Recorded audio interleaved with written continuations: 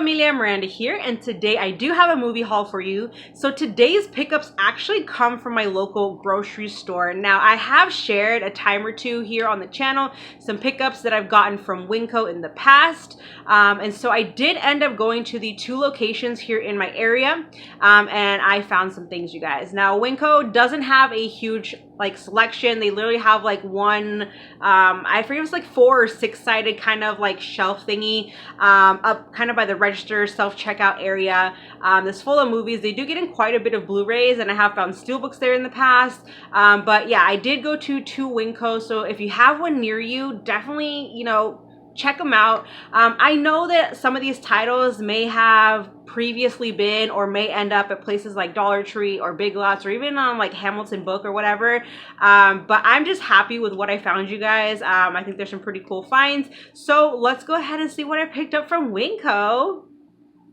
Alright, so first up, I caved and I finally picked up Peter Rabbit.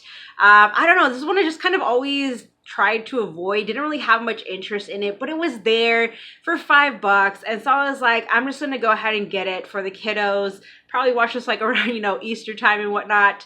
I was always a fan of the Peter Cottontail story growing up, so I figured, you know, go ahead and I guess check this out. I don't know, you know, if it's any good, but yeah, like I said, for the kiddos probably, so I'll have to see about getting the second one too. So yeah, I caved and got Peter Rabbit.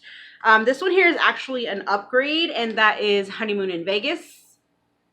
Then I did go ahead and pick up the original, The Great Gatsby. So I do have the remake with Leonardo DiCaprio, but I've been wanting to check out the original version. I've read the book like back in, I want to say like high school we read it. And I remember liking it, but this one definitely I think is going to have more of the feel of like the actual like time setting and whatnot. So I'm very curious to check this one out. I don't know how this one compares to the remake, but we shall see. Then next up, I did go ahead and pick up this movie here called This Is Where I Leave You. I don't really know anything about this, but the cast is amazing. So I pretty much got this for the cast, you guys.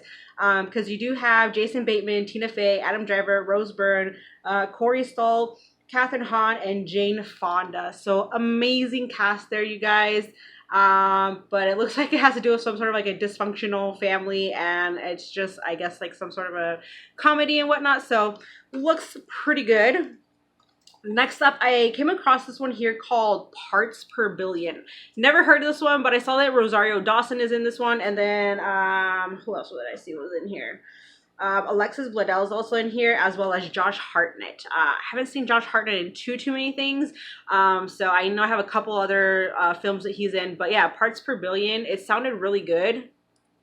Has to do with some sort of like a pandemic catastrophe kind of thing, so definitely caught my interest. So next up, I did come across Mandela, Long Walk to Freedom. I gotta say though, like, I can't believe this is Idris Elba. Like, this doesn't even look like him.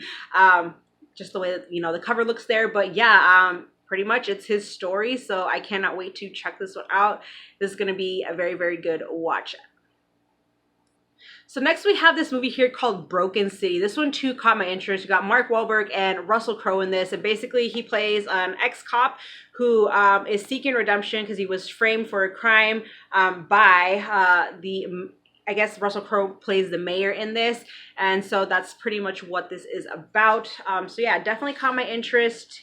Can't wait to check it out.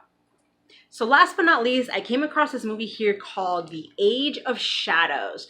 This one too caught my interest. Now it is in Korean. It's 140 minutes long. But yeah, it really caught my interest. It has to do with like smuggling explosives and stuff. And there's like a group of freedom fighters.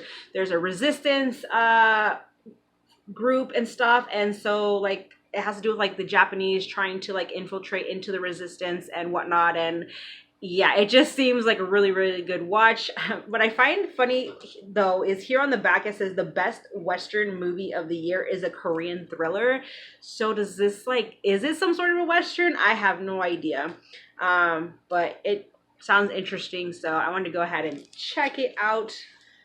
The Age of Shadows. So that is everything that I picked up from Winco, you guys. Let me know if you've seen any of these films, what you thought of them. Thank you so much for watching. Join the family if you have not, and I'll see you in my next video. Bye.